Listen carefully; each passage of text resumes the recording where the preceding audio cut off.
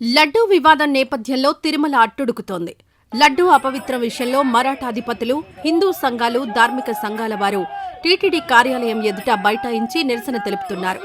TTD ఈవోను కలవాలంటూ కార్యాలయంలోకి దూసుకెళ్లేందుకు యత్నించారు. గేటుకు తాళాలు వేసిన పోలీసులు వారిని అడ్డుకోవడంతో అక్కడ ఉద్రిక్త పరిస్థితులు ఏర్పడ్డాయి. సేవ్ తిరుమల, సేవ్ టీటీడీ అంటూ నినాదాలు మిన్నంటాయి.